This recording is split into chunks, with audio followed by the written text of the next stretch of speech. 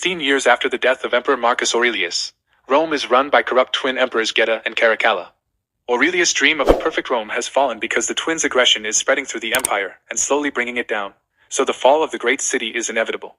In the North African kingdom of Numidia, Hanno lives a calm life with his wife Erishat. However, peace is interrupted when sirens announce an invasion by the Roman army. After seeing the smoke coming from the city, Hanno and Erishat put on their armor and join the rest of the citizens to listen to their leader Jugurtha make a defense plan. Before leaving for battle, Hanno and Erishat exchange rings and promise to look out for each other.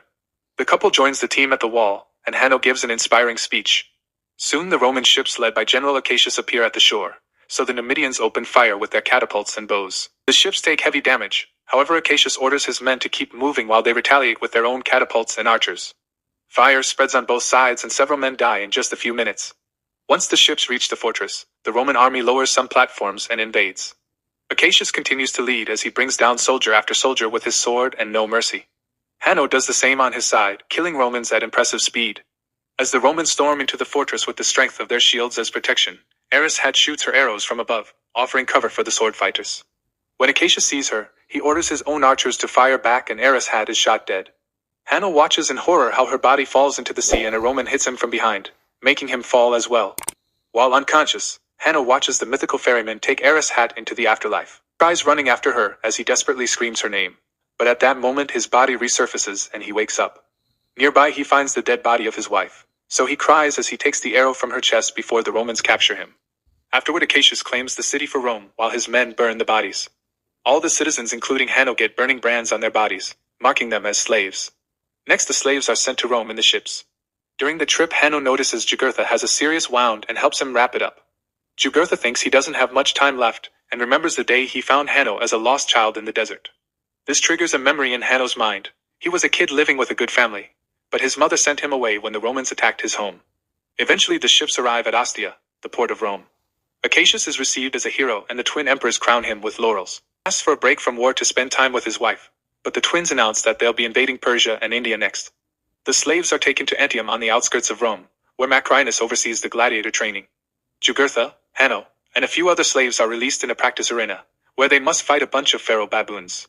Hidden soldiers shoot darts at the baboons to make them more violent, and soon these beasts are jumping on the slaves to kill them with their teeth. Jugurtha refuses to fight and drops to his knees as he waits for the end. Hanno wants to save him from the creatures, but it's too late and Jugurtha dies. When the baboon comes after Hanno, he stops it by putting his chains in its mouth and biting its leg.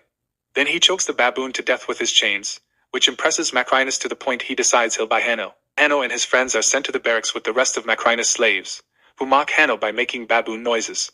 Once the slaves are fed, they're taken to Macrinus so he can judge the new recruits. Hanno refuses to speak so Macrinus orders gladiator trainer Vigo to fight him.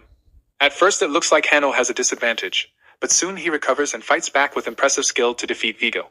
Then Hanno is sent to the private chambers, where Macrinus explains he chooses gladiators for their rage and Hanno has lots of it.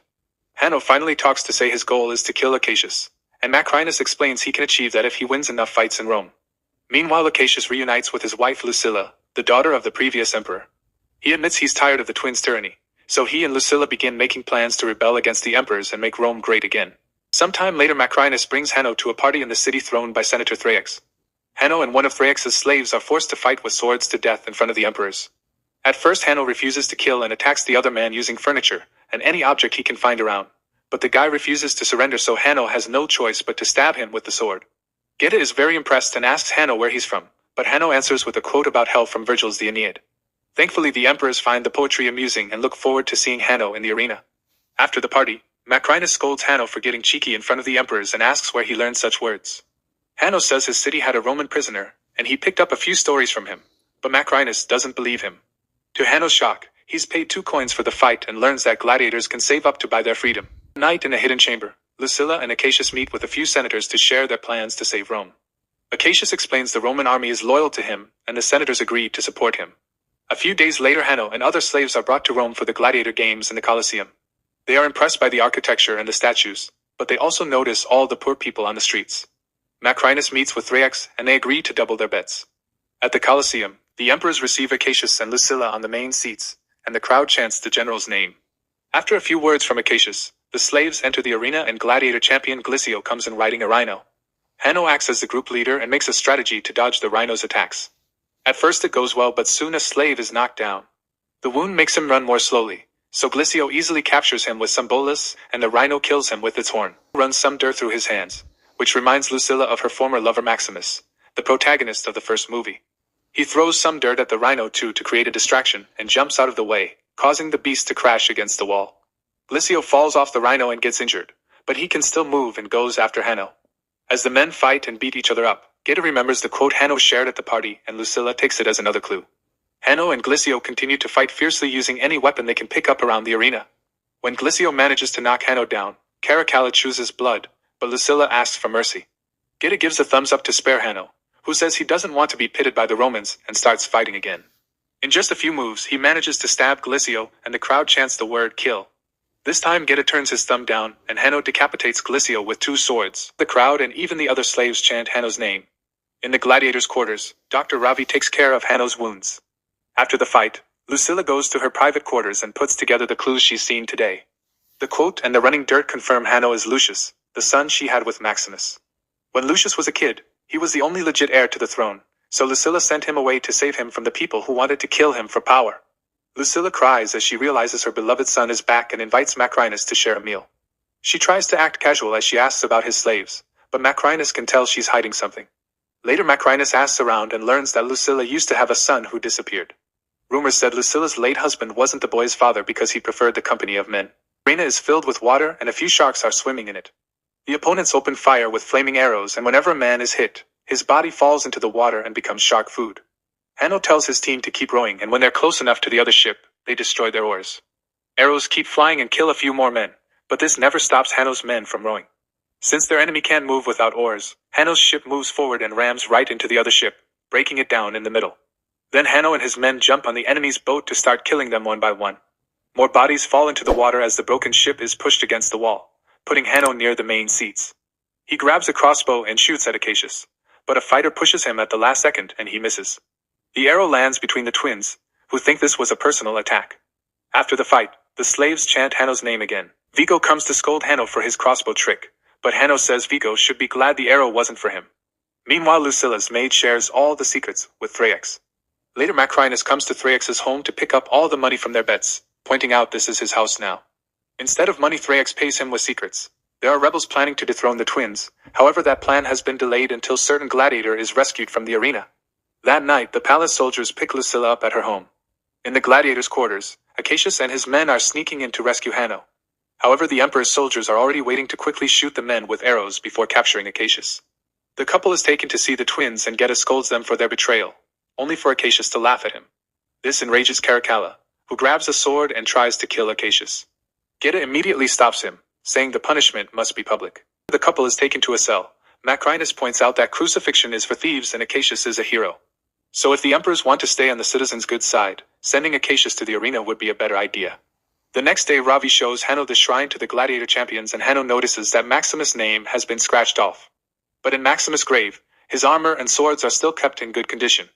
On the wall Hanno reads, "What we do in this life echoes in eternity." For the next gladiator fight, extra soldiers are protecting the main seats and Lucilla is kept in shackles.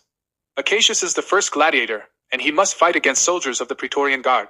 Having so many opponents isn't easy, and Acacius is wounded a couple of times, but he's still a magnificent warrior and manages to kill every soldier with his sword. Next Hanno is sent out and starts fighting Acacius, so the crowd doesn't know who to cheer for. Both men are excellent fighters and the battle goes on for a while without signs of ending soon. Eventually Acacius gets tired, so he tells Hanno he knows his real identity and drops his swords before raising his hand as a sign of surrender. Geta immediately puts his thumb down, but before Hanno can raise his sword, Acacius explains he truly loves Lucilla and he would have died for Maximus. This makes Hanno drop his sword too, and the emperors get angry, so they order the archers to proceed with the execution. The arrows immediately kill Acacius, and Hanno asks the crowd if this is how Rome treats its heroes, because then the citizens should expect to be treated worse. Then the crowd begins booing the emperors and the guards keep the people back while their leaders leave the Colosseum. In the evening Macrinus visits Hanno to ask him why he let Acacius live.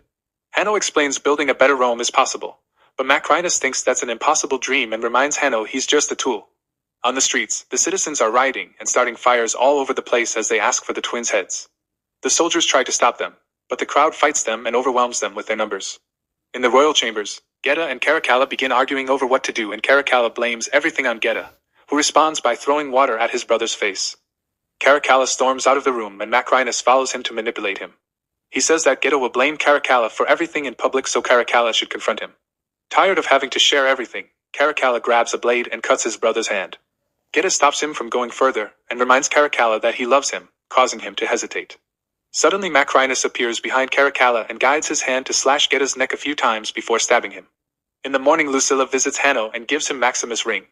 In return, Hanno shares his condolences before they reconcile with a hug.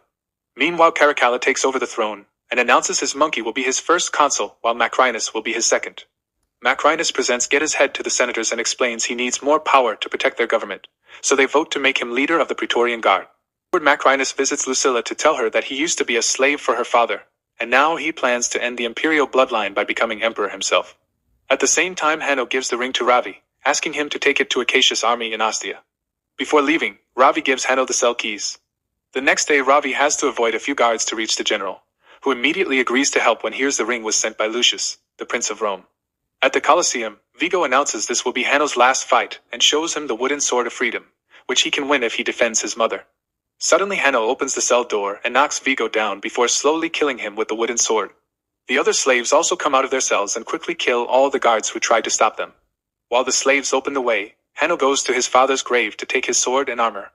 He still has the arrow that killed Eris Hat and tells it to wait for him. Afterward, Hanno gives an inspiring speech to the slaves, who all agree to fight for their freedom. Then he enters the arena and finds Lucilla tied to a post surrounded by rebel senators while the crowd chants his name. Royal soldiers enter the arena too and the crowd boos them, but before they can attack, the slaves rush in to help Hanno fight with fair numbers. As a fierce battle ensues, Caracalla gets excited, but Macrinus is frustrated and tells the commander to call the cavalry. However, this can't be done because the cavalry is protecting the city since Acacius' old army is coming from Ostia to invade. They still manage to spare a few soldiers, who soon enter the arena and start killing both slaves and senators without mercy.